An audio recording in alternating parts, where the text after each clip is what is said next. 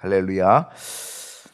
네, 오늘도 수요 예배 오신 여러분을 환영하고 또 축복합니다. 언제나 하나님의 전을 그리워하는, 또 은혜의 말씀을 사모하는 여러분의 심령 속에 하나님께서 크신 놀라운 은혜, 사랑을 부어 주시기를 간절히 원합니다.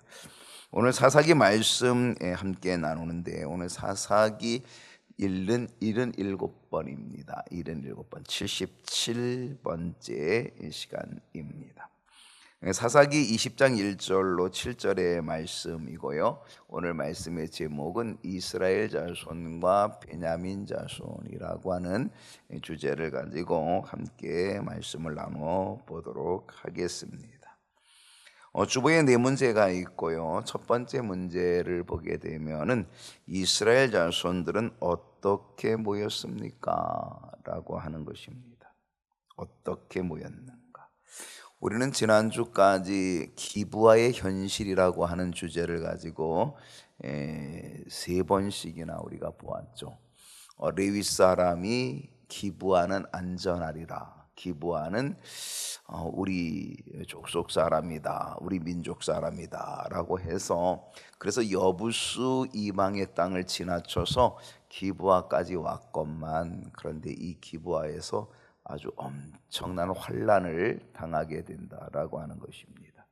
그 환난을 당하는 그 일로 인하여서 이 레위 사람은 이제 자기 첩의 시신을 12조각을 내가지고, 그래서 그거를 12지파에다 보내는 그러한 일이 우리 지난주에까지 보았던 그러한 이야기입니다. 자, 이렇게 되면서 이스라엘 자손들이 깜짝 놀라게 되고, 그 토막 시신을 한 지파씩 보냈으니 얼마나 그것을 보고 섬찟했겠어요? 얼마나 그것을 보고 큰 놀라움을 가졌겠어요? 그래서 그들이 이제 모이게 되는 것 보게 됩니다. 자, 이스라엘 자손들은 어떻게 모였습니까? 라고 하는 것, 오늘 첫 번째 주제인데요. 자, 1절을 한번 다 같이 읽어봅시다. 시작. 이에 이에 모든 모든 이스라엘 이스라엘 자손이 자손이 단에서부터 단에서부터 부엘세바. 브엘세바까지와 길르앗 땅에서 나와서 그 회중이 일제히 미스바에서 여호와 앞에 모였으니. 여러분, 이스라엘 자손이 어떻게 모였냐? 전 지역에서 모였습니다. 다른 말로 하면 전국적으로 모인 거예요. 전국적으로. 여기서 보니까 이해가 뭐예요? 그 레위 사람이 자기 첩의 시신을 12토막 내가지고 보낸 그 사건이죠. 그것을 보고 이에 모든 이스라엘 자손, 여기서 모든 이스라엘 자손, 그러니까 이스라엘 전 백성들이, 모든 이스라엘 자손들이, 여기서 보니까 또 뭐라 그랬냐면 단에서부터 부엘세바까지라고 그렇게 얘기했어요. 여러분, 이 표현은 이스라엘의 전 지역을 말할 때 보통 쓰여지는 상용구입니다. 그래서 단부터 부엘세바라고 하는, 단은 어디냐? 텔단, 저 북쪽 끝 위입니다. 단입니다. 부엘세바는 어디냐? 부엘세바는 남쪽 끝입니다. 그러니까 북쪽 끝에서 남쪽 끝, 이스라엘은 좀 약간 길죠. 자, 그 전체를 이야기하는 거죠. 그래서 단에서 부엘세바는 이스라엘 전 지역, 바로 그것을 이야기하고 있다는 거죠. 거기다가 또 길르앗 땅이라고 얘기했습니다. 이 길르앗 땅은 어디냐면 요단 동편에 있는 땅을 길르앗 땅이라고 얘기를 합니다. 이스라엘 백성들이 가나안 땅, 약속의 땅을 들어간다라고 할 때에 그들은 어디를 건너냐면 요단강을 건너잖아요. 근데 요단강을 건너기 전에 요단강 동편에서도 이미 두 지파 반이 땅을 분배를 받죠. 바로 그 땅에 길르앗이 있는 거죠. 그래서 그들이 요단강을 건너가서 가장 먼저 정복한 성이 바로 여리고 성이었던 거죠. 그건 요단 서편에 있었던 여리고 성이죠. 그 요단 서편에 단부터 부엘세바, 이게 이스라엘의 전 지역이고, 그리고 요단 동편에 있는 땅도 역시 마찬가지인데, 그 요단 동편에 있는 땅 길르앗. 그러니까 사실은 이것은 뭐냐면 이미 이스라엘 전 지역, 전국적 이라고 하는 그런 의미가 여기 포함되어 있다라고 하는 것입니다. 이처럼 이스라엘 백성 전체가 한 마음으로 모였다는 거예요. 한 마음으로 모였다라고 하는 거죠. 그들이 모인 이유가 뭐냐라고 하는 거예요. 왜 모인 거예요? 너무 깜짝 놀랐어요. 그죠? 왜 모인 겁니까? 사사기 19장, 오늘 20장을 우리가 보고 있는데 그 전에 사사기 19장에서 일어난 기브아의 참혹한 범죄, 그것으로 인하여서 공동체적 대응을 하기 위하여 그들이 모이게 되었다라고 하는 겁니다. 이스라엘 백성들은 이 악한 일을 공동의 책임으로 생각하여서 모였다라고 하는 것입니다. 그들이 모인 곳은 어디였어요? 미스바였습니다. 미스바 아시나요? 들어보셨나요? 예. 미스바. 이 미스바라고 하는 이 지역은 사실 이스라엘 백성들이 종종 잘 모였던 곳입니다. 특별히 회개를 위하여 모이던 장소이기도 하죠. 예전이 아니고 이제 훗날에 보면 이 사사기의 끝이 나고 그리고 사무엘 상하, 이렇게 룻기 사무엘 상하 이렇게 시작이 되어지는데 거기에서 나오는 사무엘, 이 사무엘이 사사 시대의 마지막 사사, 그리고 왕정 시대를 이어가는 중간 역할을 하는 사람이 바로 이 사무엘 선지자죠. 그래서 이 사무엘 선지자가 활동하던 그 시대에 이스라엘 백성들을 다 어디로 모았다? 미스바로 모았다. 그래서 거기서 어떤 운동이 일어나요? 회개의 운동이 일어나는 곳, 바로 그 자리가 바로 미스바였다라고 하는 겁니다. 근데 오늘 이스라엘 백성들이 다 모였는데 어디로 모였다? 미스바라고 하는 바로 이곳에 모였다라고 하는 것입니다. 여러분, 이 미스바라고 하는 이 뜻은 망대라는 뜻입니다. 미스바라고 하는 뜻은요, 감시하는 곳이라는 뜻입니다. 망대가 어때요? 높잖아요. 높으니까 감시도 잘할 수 있겠죠. 그러니까 이 미스바는 망대, 감시하는 곳, 바로 이런 뜻이다라고 하는 겁니다. 어쩌면 그들이 미스바에 모인 것은 이스라엘 백성들이 지금 문제가 되어졌던 기브아, 문제가 되었던 베냐민 자손을 감시하려고 한다라는 그런 뜻도 있을 수도 있을 것입니다. 특별히 하나님께서 감시한다라고 하는 의미를 줄 수도 있습니다. 아무튼 그들은 어디 모였다? 미스바에 모였다라고 하는 겁니다. 여기 아주 중요한 것이 있습니다. 자, 그 회중이 일제히 미스바에 모였는데 그 미스바에서 그 다음에 마지막 부분을 보세요. 여호와 앞에 모였다. 여호와 앞에 모였다. 아주 이게 중요한 겁니다. 여러분, 수적 동원보다 더 중요한 것은 영적 동원입니다. 수적으로 많다, 이게 중요한 게 아닙니다. 영적인 그 모습이 중요한 거죠. 그렇기 때문에 우리는 모이되 어떻게 모여야 되느냐? 여호와 앞에 모여야 된다. 아무리 수가 많아도 사실은 여호와 앞에 하나님이 함께하는 그 자리가 되지 않는다면 그건 소용없는 겁니다.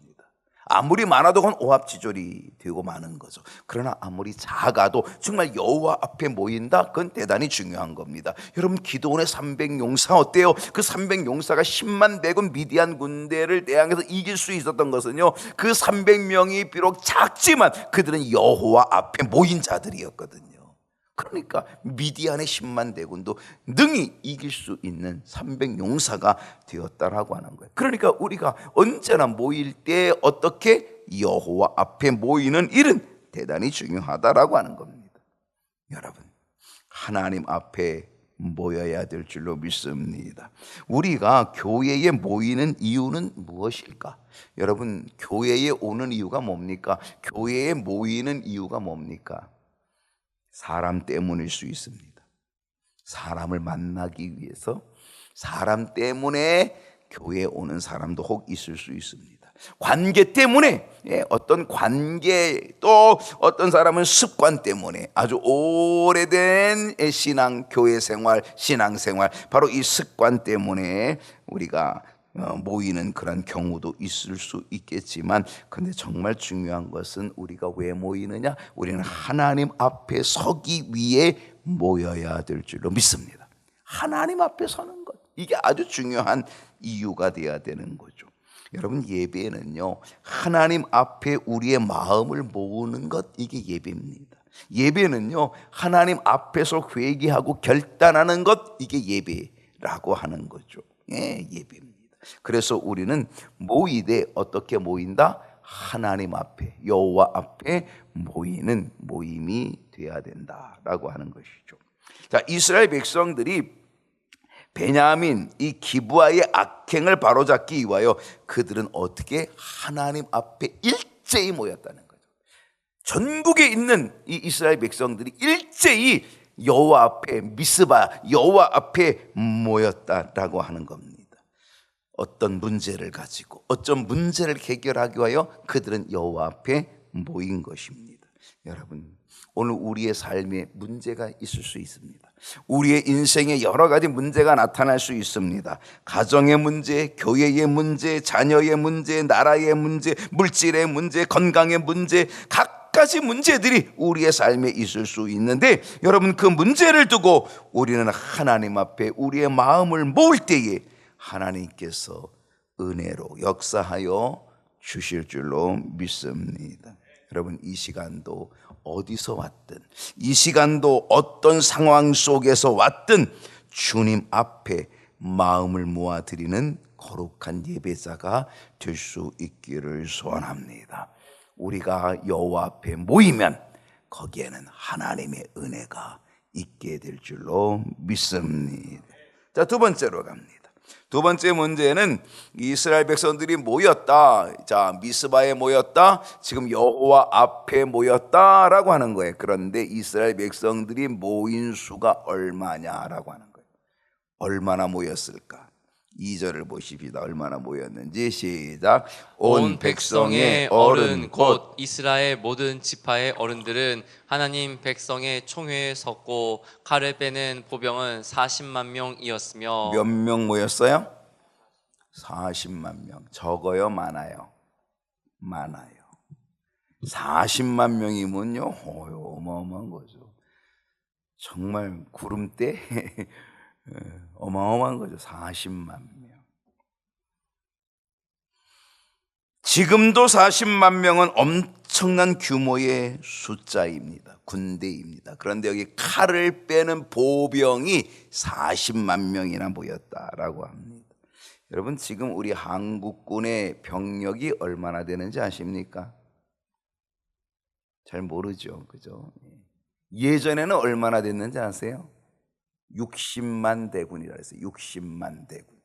대한민국의 육해공군 다 합하면은 60만 명, 군인이 60만 명이래요.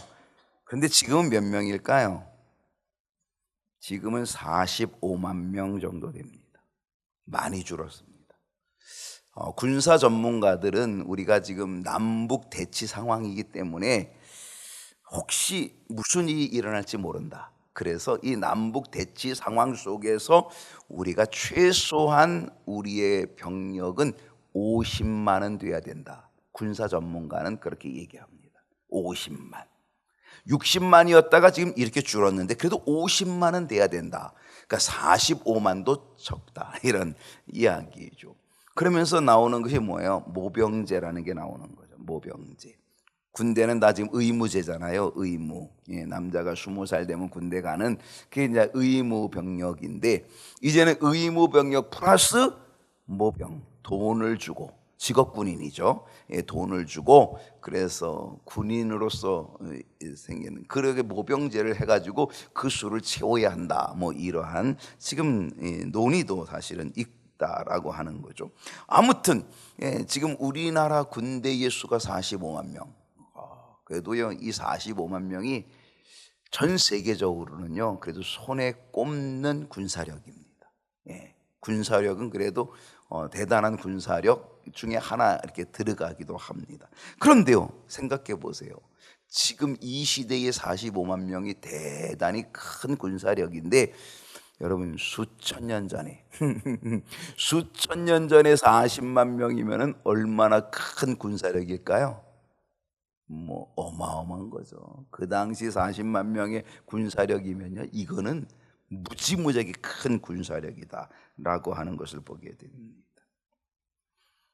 이렇게 이스라엘 각 지파의 자손들이 모인 것은 왜 모인 거냐? 이스라엘에 있는 악행을 제거하기 위해서 모였다는 것이죠. 또한 오늘 여기 이 2절을 보게 되면은요, 백성의 어른, 곧 이스라엘 모든 지파의 어른들.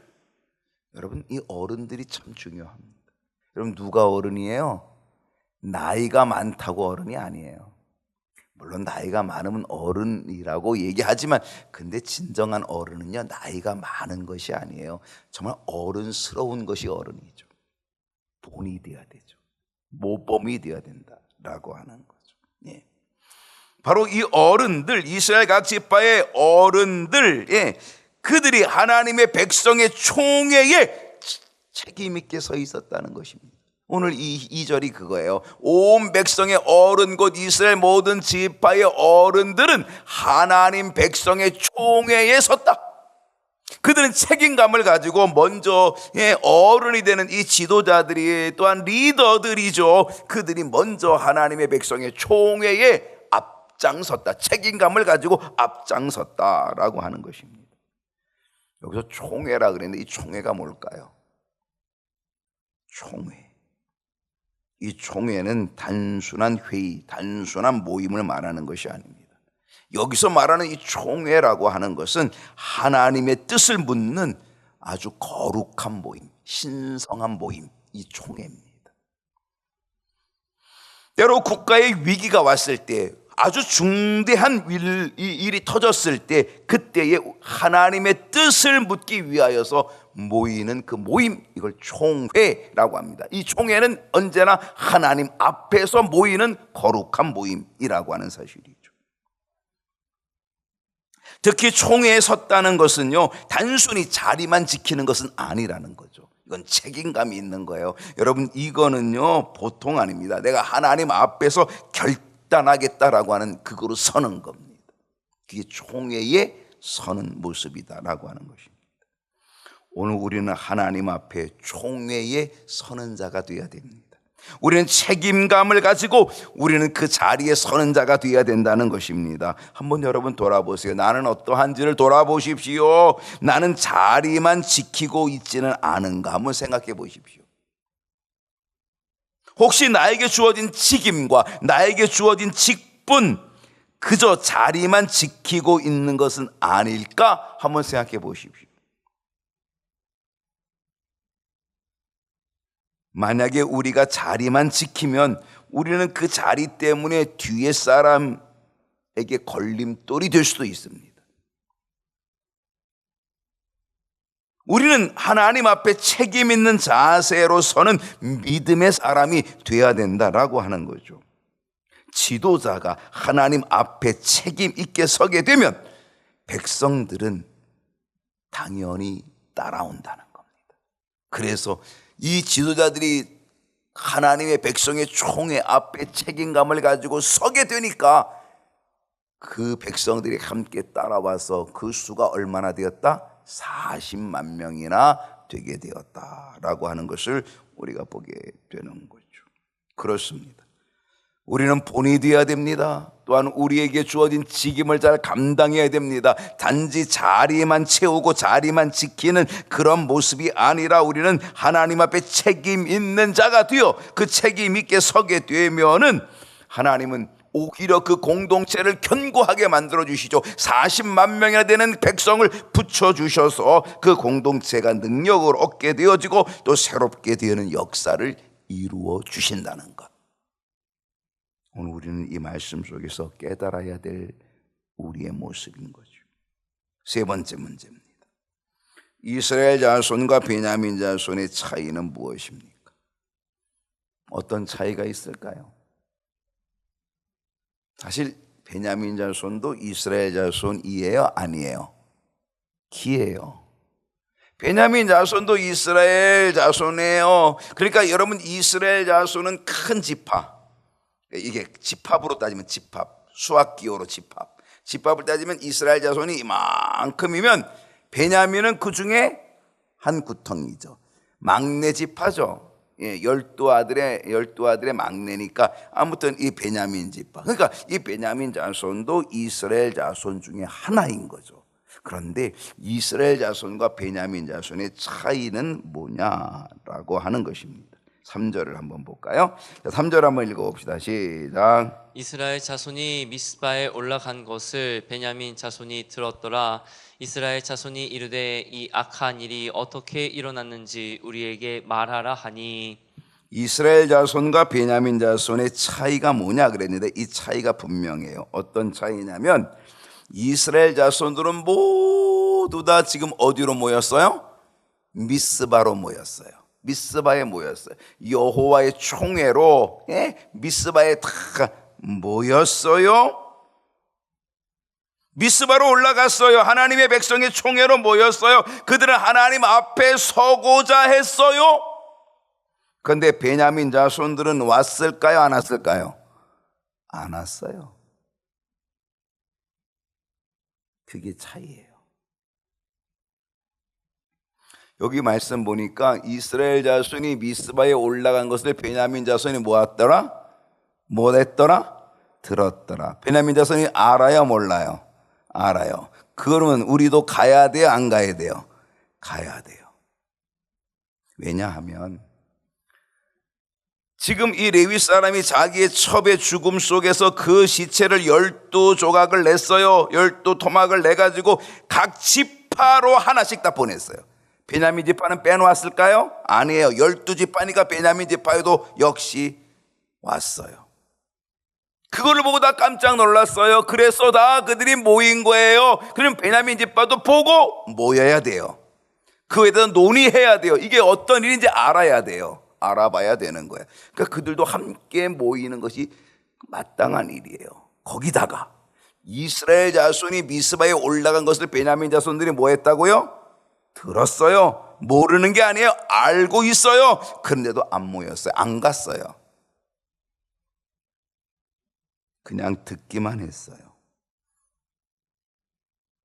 이것이 큰 차이점이죠.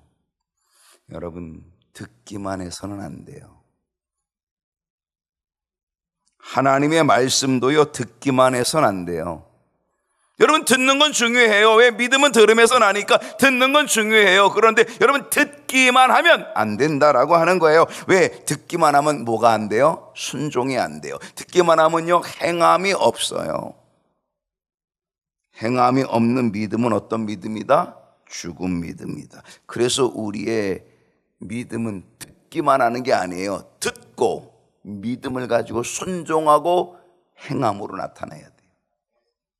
순종이 돼야 되는 거죠.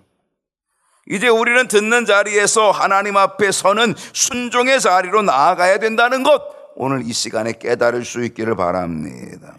그러면 왜 베냐민 지파 사람들은 알고도 듣고도 안 갔을까? 왜 안 간 거예요? 왜 미스바로 올라오지 않은 거예요? 실상 베냐민 자손들도 이스라엘 자손들이 왜 미스바에 모였는지를 이미 알고 있어요.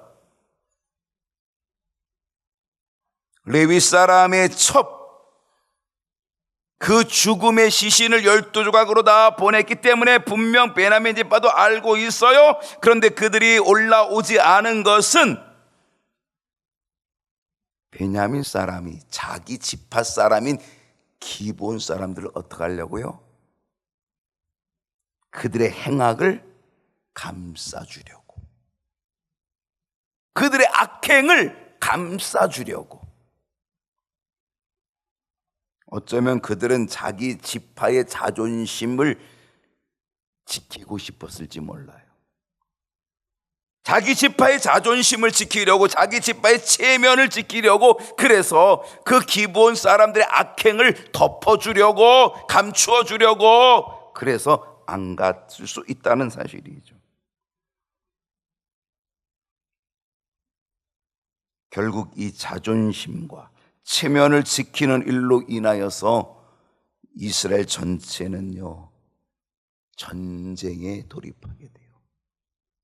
사실요, 베냐민 사람들이 안 가지 말고 갔더라면, 함께 모였더라면 그들이 함께 이야기하고 함께 논의하면서 문제를 풀 수 있었을 거예요.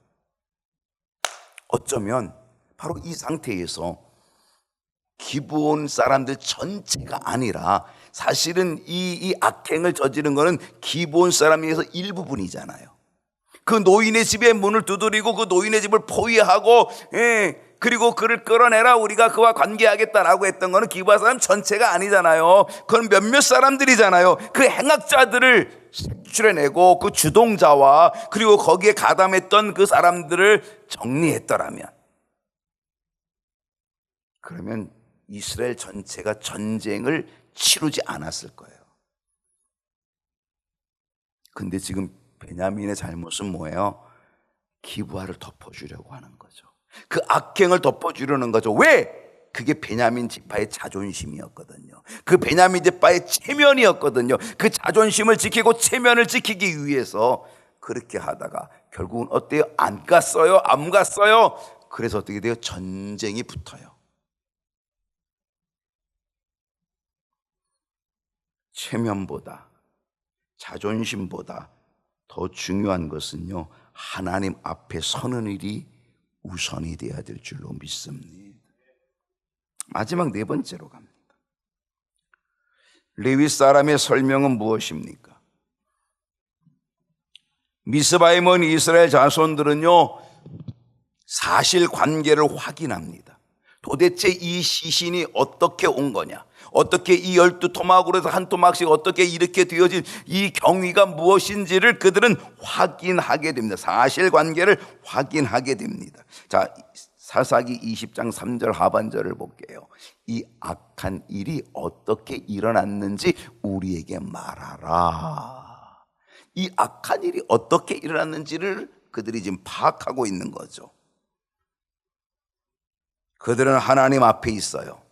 그들은 총회로 모였어요. 하나님 앞에 거룩한 총회로 모였어요. 그들은 하나님 앞에서 감정이 아니라 진실을 알고자 했어요. 그들은 하나님 앞에서 체면이 아니라 정의와 공의를 알고자 했어요. 그들은 하나님 앞에서 은폐가 아니라 그들은 정직한 고백을 알고자 했어요. 감춤이 아니에요. 덮어줌이 아니에요. 정직한 고백, 하나님의 진정으로 회개하는 정직한 고백을 원했던 거죠.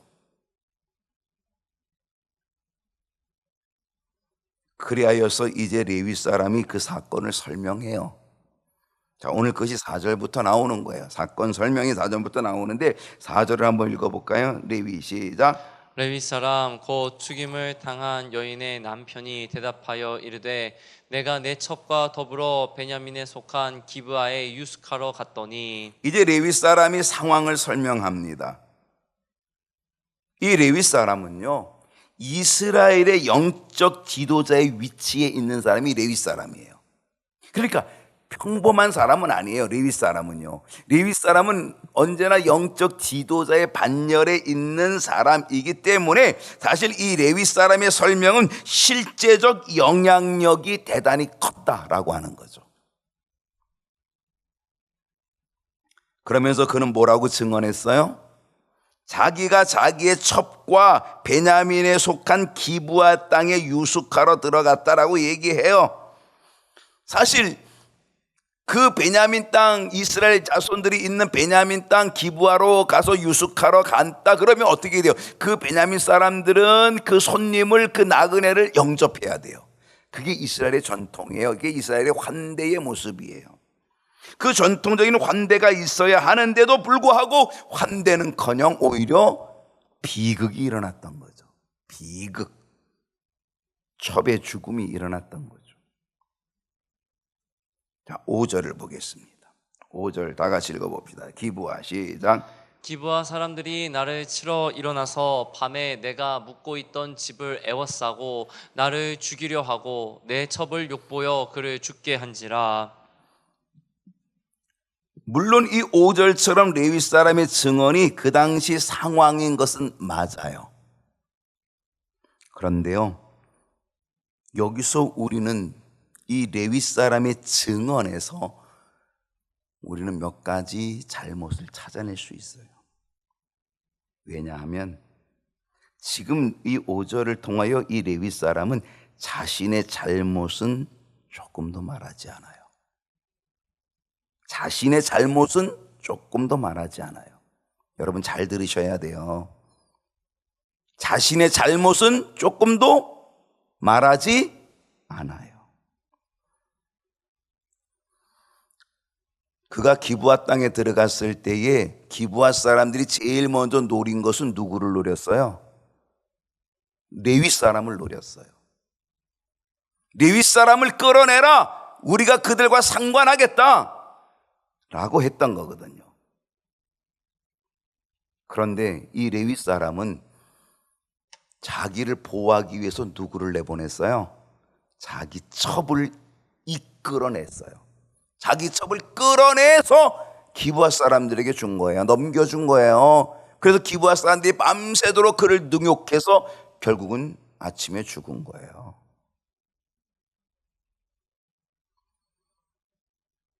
자기 자신을 보호하기 위해서 자기의 첩을 기브아 사람들에게 내준 그 사실은 지금 뭐 하고 있어요? 숨기고 있어요. 감추고 있어요. 그러면서 그는 감추는 것뿐만이 아니라 또 하나는 뭐예요? 과장된 이야기도 하고 있어요. 그러면서 그는 두 가지 사실을 부각시켰어요. 하나는 뭐냐면 기브아 사람들이 나를 치러 일어나서 밤에 내가 묵고 있던 집을 에워싸고 나를 뭐 하려고? 죽이려고. 이건 과장이에요. 사실 죽이려고 했다라고 하는 것은 그것은 과장된 거였죠. 그러니까 이 레위 사람은 지금 그 사건을 설명하면서 두 가지 잘못을 하는 거예요. 하나는 자기의 잘못을 이야기하지 않아요. 두 번째는 그 일을 과장되게 이야기했어요.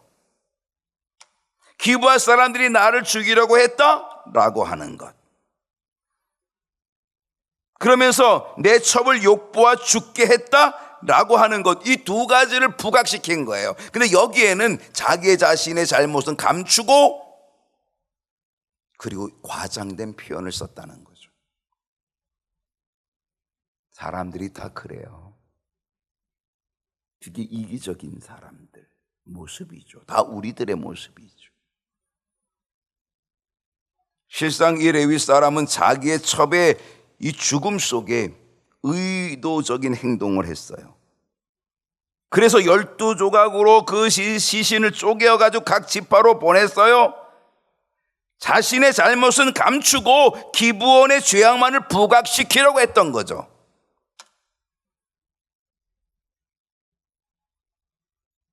사람들이 무언가 의도적이 되면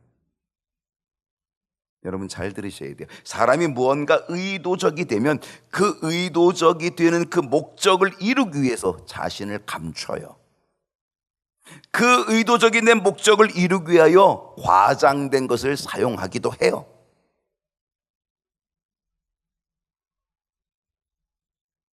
여러분, 나는 무엇을 감추고 나는 무엇을 부각시키고 있는지를 한번 돌아봐야 돼요.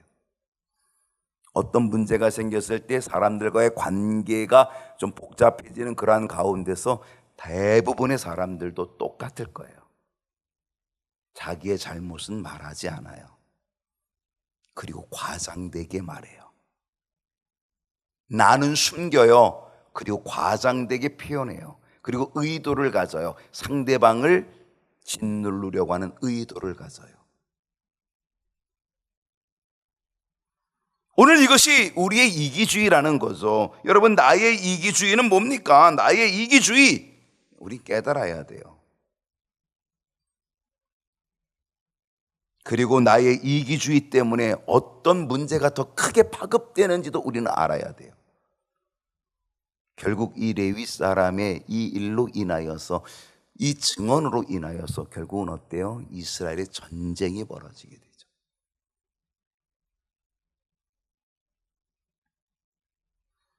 6절을 보십시다. 다 같이 읽어볼까요? 시작. 내가 내 첩의 시체를 쪼개서 이스라엘 기업에 온 땅에 보냈나니 이는 그들이 이스라엘 중에서 음행과 망령된 일을 행하였기 때문이라. 레위 사람은 이제 이 증언을 통하여 이스라엘 전체가 이 문제를 풀어줄 것을 요청하는 거예요. 그러면서 7절에 뭐라고 얘기했어요? 이스라엘 자손들아, 너희가 다 여기 있은즉 너희의 의견과 방책을 낼지니라 하니라. 레위 사람이 자신의 잘못을 감춘 것을 제외하고는 실상 이 문제를 푸는 방법에서 우리에게 몇 가지 중요한 교훈을 주기도 해요. 자신의 잘못을 감춘 것은 정말 우리가 배우지 않아야 될 것들이죠. 이거는. 그런데 그거를 제외하고는 이 문제를 푸는 방법에 있어서 몇 가지 중요한 교훈이 있다는 거예요. 그게 뭐냐? 그거는 죄의 공개라는 거예요.